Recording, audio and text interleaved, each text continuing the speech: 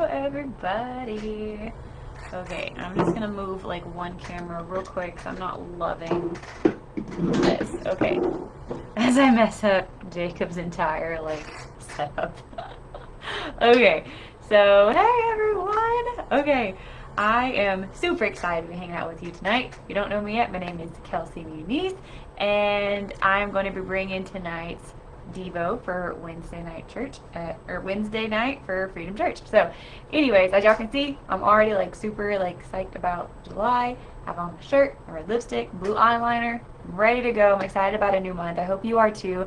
There's just something so wonderful about the first of the month. Like, I don't know, it's just something for me. It's just something that's like always exciting. Like, you know, the like I even love the verse where it says like his mercies are new every day, because I need new mercies every day. But there's always something so fun about the new month because it's just like clean slate. Like, you know, like this month has so many fresh opportunities and exciting things, and it just, I don't know, it's just fun. I've always really loved the first of the month. So tonight for our DEVO, I am actually going to be doing more of a testimony, so I hope that is okay with everybody, because this testimony points to God, and I just want to give him the glory, because oh my word, I am still just completely in awe of what God has done for me.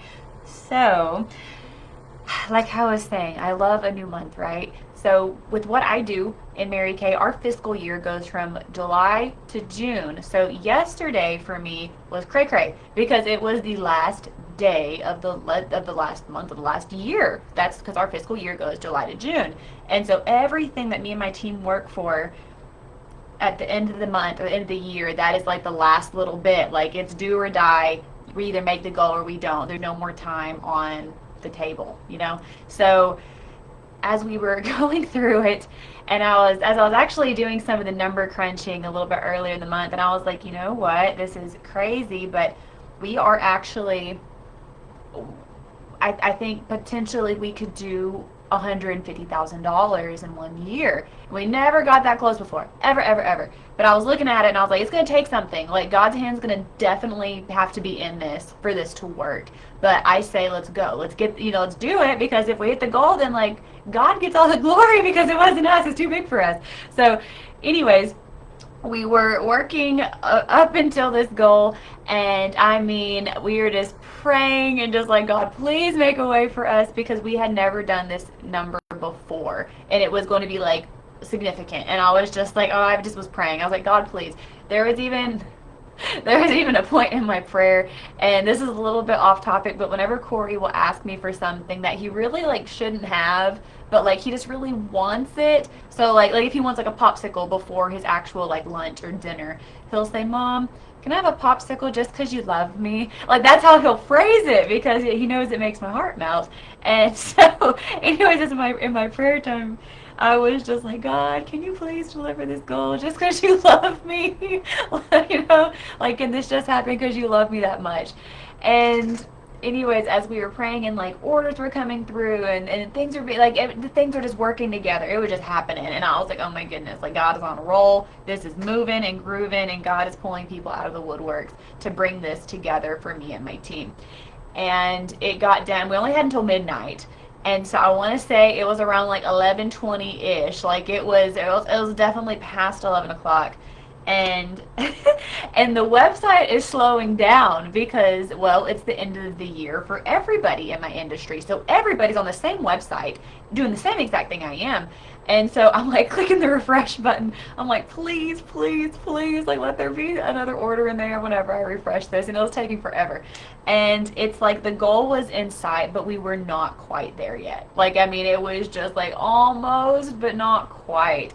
And the verse that me and my team had talked about like the day before is we were talking about the story of whenever Jesus was telling Peter to put the nets over one more time. Like, he was like, hey, cast your nets out one more time. And he was like, hey, we've been fishing all night to the point of exhaustion. If you look at the amplified version, it'll say to the point of exhaustion.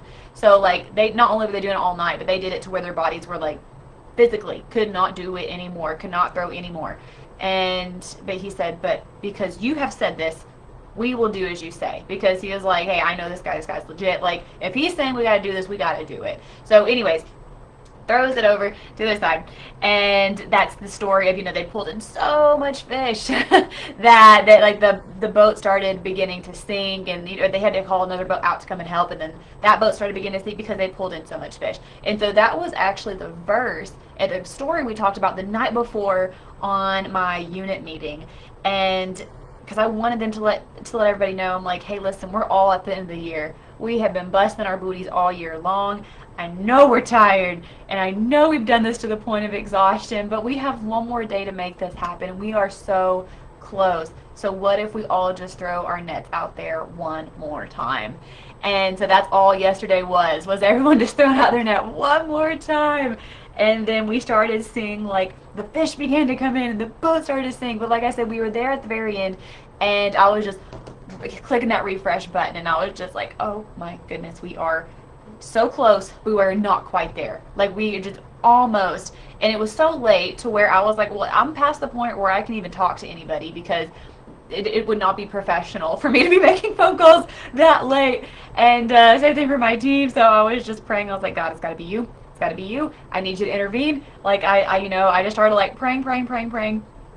And then I heard this like still small voice that said, expect me to do this for you. Because I was doubting. Like, I'm not doubting. Like, we'd worked so hard, but I was just like, the odds were stacked against me. Let me just be clear. I was like, wasn't doubting, but I was like, oh, this looks scary. Like, it's getting real late. It's getting real close to the clock, and my hands are tied. There is nothing more that I can do to make this goal happen. So it's right now, it's outside of my realm of control. There is nothing that I can do. My hands are officially tied behind my back. There's nothing I can do more towards this goal. And so anyways, I was just sitting there, I'm like, oh God, please. And anyways, and that's when I heard that small voice of just like, expect me to do this for you. Expect me to do it. Expect this to happen. And with that, I was a little bit just like taken back, because for me, I'm gonna be real with y'all, I have kind of I've kind of struggled with that word to, like whenever they say like, expect God to do this for you, expect God, whatever, because I've always associated the word to expect something as almost like a negative connotation of like a to-do list. Like whenever your parents, or whenever you're younger and your parents like, hey, I'm expecting this house to be clean by the time I get home. Like, it's a to-do list kind of thing, right? It's bossy, it's authoritative. And so for me, I've always really struggled to have any expectation of God, because I didn't want to come across as bossy. I didn't want it to be like, oh God, like I'm not trying to tell you what to do. I'm trying to be in your will. I'm not trying to put you in mine. And I've always really struggled with that verbiage. And so whenever I heard that still small voice that said, expect me to do this, I was like, oh, like I was like, okay. And I was like, okay, I got it. And it was just like this reassurance of like, you're not expecting me to do this because this is like, you're telling me what to do. You're expecting me to do this because I love you, and I'm here and I'm helping. So expect me to do my part because I love you and I want to see this done. Like, it felt very just warm and loving. Like, not, like I said, not bossy, not authoritative, not anything like that, but just like, expect me to do this because I love you. And so like, trust me, because just trust that I love you enough that I'm going to do this for you. And it was just this beautiful moment. So anyways, I was like, okay, God, I'm expecting. I'm expecting. I'm lovingly expecting that this is going to happen and that you are going to make a way for me. And part of my brain wanted to be like, and even if you don't, and then it's like, I felt like like, no, like, expect me to do this. Like, that's not always the case, but for this specific one, like, if you go back to like Daniel, whenever the 3 boys that are about to go into the furnace, they said, God's going to save us. And even if he doesn't, we wouldn't bow down to you because we belong to God. So that's what I was like referencing. I'm like, okay, well, God, but even if you don't do this, it's fine. I still love you. And God was like, no, like, I'm going to do this. Like, believe that I'm going to come through for you. Believe that this is going to be done. Listen to me. And so I was like, okay. So anyways, I click the refresh button one more time. It takes forever because, like I said, it's getting down to the wire. Everybody else in my industry is doing the exact same thing I am. We're on the same website. And so it took forever. And so anyways, it's like loading. And then I was just kind of like looking with one eye opened. And my word, oh my goodness. that last order had come through, the one I wasn't expecting. I didn't know about. It was a surprise. It was a gift. And so I saw that order come through, and it was actually from our very own congregation member, Miss Anna. So shout out to Anna. Thank you for being an answered prayer. And I saw that order go through, and I was like, I think it's done. I think God just did it. That's it. That should be it. Like, there's a scoreboard that we have to look at, but like I said, everything was running slow. So even though I was looking at the scoreboard, I was doing the math, and math is not my strong suit, but whenever it comes to hitting a goal, I try to like, okay, let me be diligent, get these numbers right.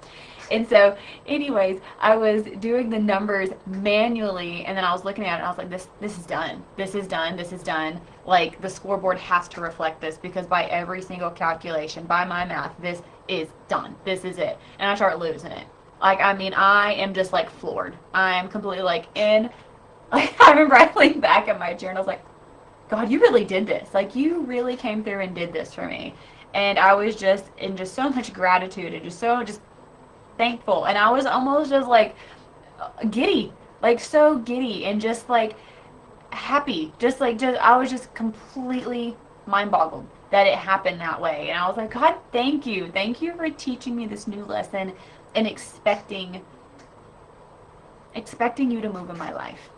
Not making it like expecting you like, okay, God, I want this by this date, but just expecting that you are going to, you have wonderful plans for me, and you have good things for me, and there's going to be these wonderful, lovely moments where you just deliver the victory because you love me. Just like how Corey says, just because you love me.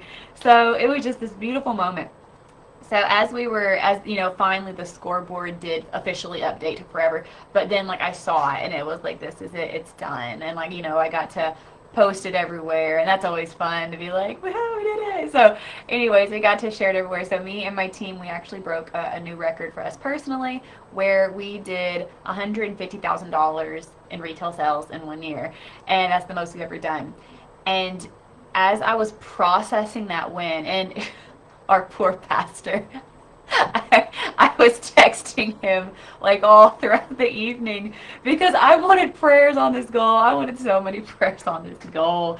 And so every time someone would order, I would text him the new number. I'm like, okay, pray for this number. Pray for $2,000. Okay, I'll pray for 1,000. Now pray for 500. And like I would just like I was counting it down. So bless his heart. I'm so sorry, Andy and Tina, if that phone was going. That you know, y'all got text all night. I'm so sorry. I just needed prayers.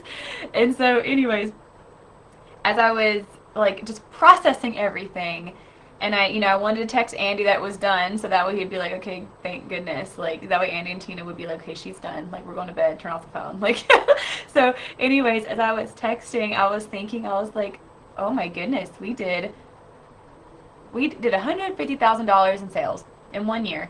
However, what made it so significant, and number one, like God has given me a great team. Oh my goodness, He could not give me better team members. They are so wonderful, and they work so hard, and they're so great for me.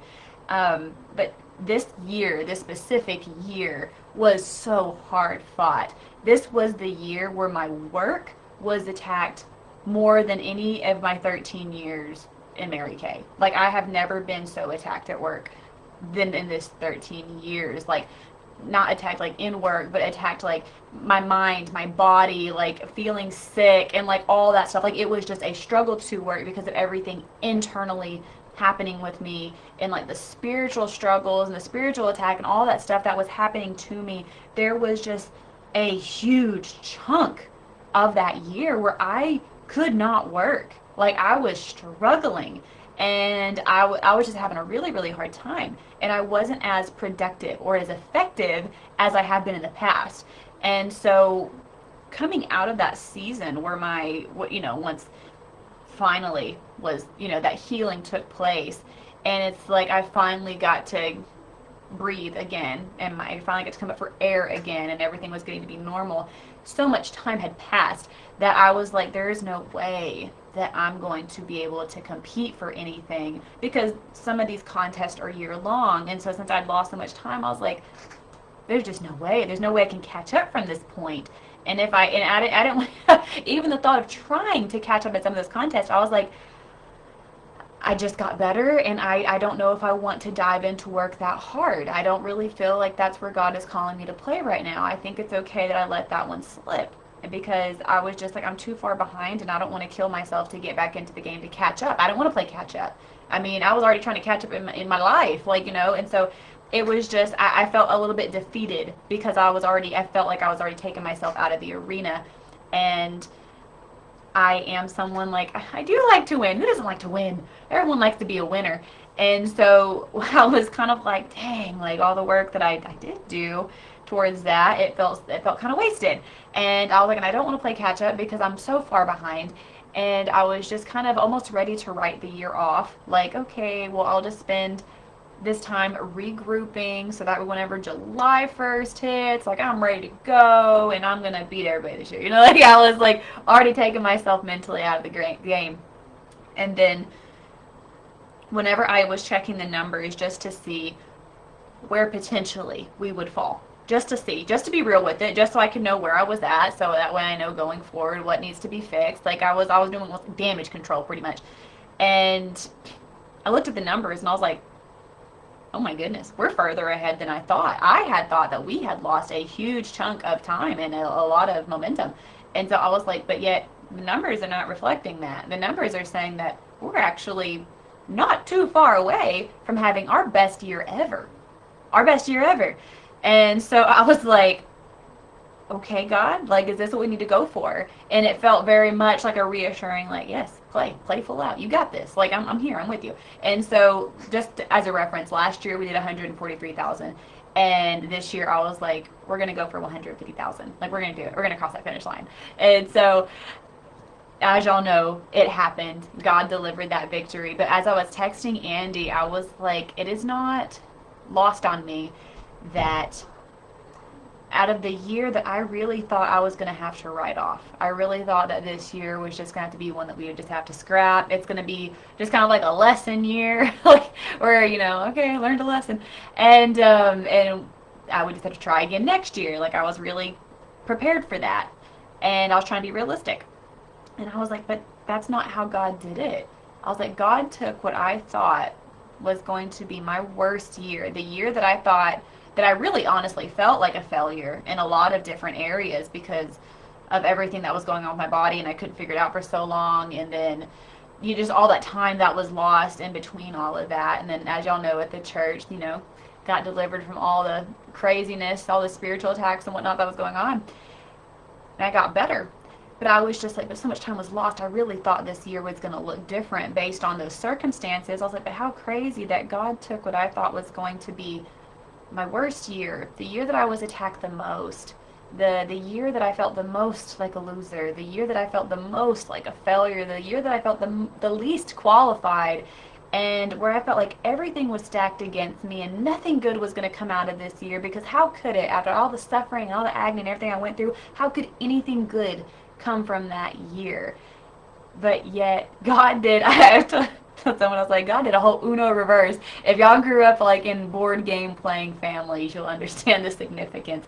But I was like, God did a whole Uno reverse in that situation, and he turned what I thought was going to be my worst year based on what it looked like, what it felt like, and God delivered our best year yet. He took all the circumstances, all those obstacles, all those things, and still delivered the best year that me and my team have yet to have. There will be even bigger years, I know it, but so far this is the best year we've had yet. And I was like, how merciful, how gracious, how wonderful of God to do that for me, to take that year, the year that, like I said, I just wanted it to be over. I wanted a fresh start. I wanted a new slate because of just everything that had transpired in last year, and I was just feeling so much regret for things that like I wasn't able to do and stuff like that. And but yet God was like, no, like and he pulled it out into the best year that we've had. I mean, only God, only God. So that's why tonight's Devo is a little bit more of a testimony, but it's because I just really wanted to give God the glory for that. And just also in case there's someone else here, like I know that for everybody else in the world, they go from January to December is probably your work year. And even outside of work, guys, just even just in life, if you are like, we are only halfway through the year and I am so ready to write off 2026. I'm ready for 2027. I'm ready for New Year's resolutions. I'm done with this. I there's just nothing that I want to even continue about this year. I'm ready for just reset. That's been you. Just don't write it off yet, because those seasons that we endure a lot of pain. I'm not discounting the pain. Those seasons in which we do endure a lot of pain, suffering, those things, don't write it off, because God can use those seasons too. That's something I learned. I've always been someone who has really measured my worth and value in my productivity. And so being out of the game for so long really made me feel self-conscious about myself and my abilities, because I wasn't being as productive. And with that, God really showed me that no, like, that's not where my value comes from. That is not where my worth comes from. And even in those seasons where I feel like I'm killing it, which is great, it's great to have those mountaintop seasons. I'm not going to say it's not. It's great. It's great when everything's going well for you. But those things aren't the only things that can reflect God's goodness and God's presence in your life. Even those valley seasons where it hurts, and maybe you're going through a pruning season where God is removing some things from your life, some people from your life, some attitudes from your life, some toxic things from your life, whatever, and pruning hurts. Like all that kind of stuff, like maybe you're going through just a season that just flat out hurts. Guess what? God can still use it.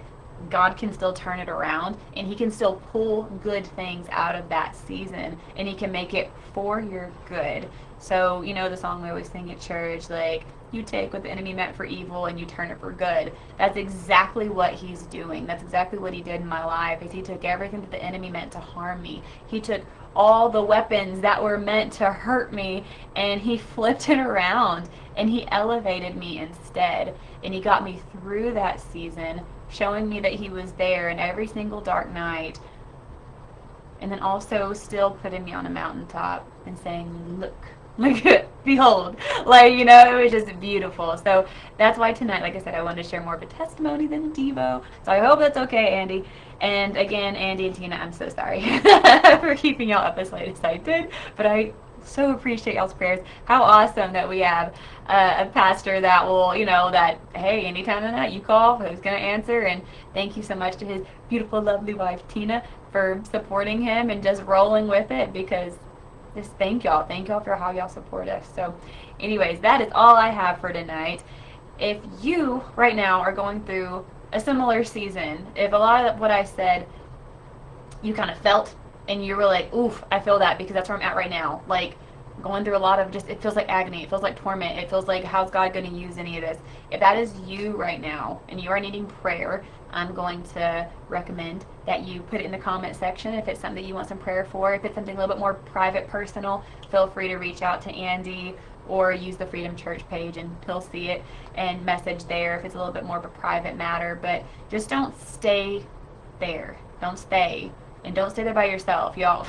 I don't know where I heard this before, but I always thought it was very profound. But someone said, like, your brain is a dangerous place to go. Don't go alone. Like, don't play in your mind by yourself, because it's a dangerous spot. Like, whatever you're going through, reach out, reach up, but don't stay there. There's people that have already been assigned to your life to help you and to shepherd you. You are not a burden for needing help. You're not a problem just because you need some advice or you just need to vent. Y'all, we were built for a community. We are not meant to handle our problems on our own. We are not built for that. That's why whenever we try to handle things on our own, we feel really empty and lonely inside, because that was never what was meant for us. We were meant to be in community. That's why they say, you know, it takes a village. That doesn't expire. I don't care if you're 8 months old or 80 years old. It's always going to take a village. We need a village of people behind us at all times. So don't try to just struggle your way through it just because you're like, I don't want to bother anybody. It's not that serious. I'll figure it out. Like, you know, this season will eventually come to an end. No, like, if you're struggling, reach up, reach out. And what an amazing support system we have at Freedom Church. I definitely, oh my word, I can't even imagine going through what I went through without having Andy there, and Tina, and just all the people that Freedom Church has and has connected me to. So, oh my word. So that's you. I'm gonna encourage you to reach out, because guess what? God loves you. He also, like, he says that he catches every tear. That means he cares. He cares whenever you're going through something. He cares when you're crying. Like, he hurts for you. Like, he doesn't want you to be hurting. And so, like, be looking at where in your life God has already planted people to help support you and help carry your mat closer to Jesus this season. So, anyways, that is all for tonight. I am super excited to share this first of the month with you guys. So thank you, Andy, for letting me share my story. Thank you for everyone who was watching alongside last night, staying up till midnight to see it get done. God is so good, y'all. So we're gonna do our closing prayer, and then if whenever you're ready to come back, guess what? We will be open this Sunday at 11. So go to Freedom Church, or you can also tune in on the live stream. So let's go ahead and do our closing prayer, and then we'll be done. Dear God, I just thank you so much for your presence. I thank you for being a present God. Thank you for being a loving God. Thank you for being a caring God. Thank you for being a God that is in the mix of the details. Thank you for being a God that not only takes us to those mountaintop victories, but you're also there in those slow seasons. You're there in those valley seasons. You're there in those dark seasons, God. You never leave us alone. There is no place that we can hide from you. God, you are with us all the time in every single situation, and never let us forget it, God. If there's anybody that's watching tonight and they are needing to tangibly feel you be close, God, I'm just asking that you draw near to those people, showing them that you are closer than their every breath, and that you are there for them, and they are not struggling for no reason, because you're going to take this season and you're going to pull good out of it. And guess what? You're going to get the glory from it all, God. So just remind them that this isn't all for nothing. You're going to turn it around for them. You're going to put them on that mountaintop victory, and they're going to be able to see your hand in all of it. God, thank you for all you do for us. In your son's name I pray. Amen. All right, everybody. Thank y'all, and see you Sunday. Bye.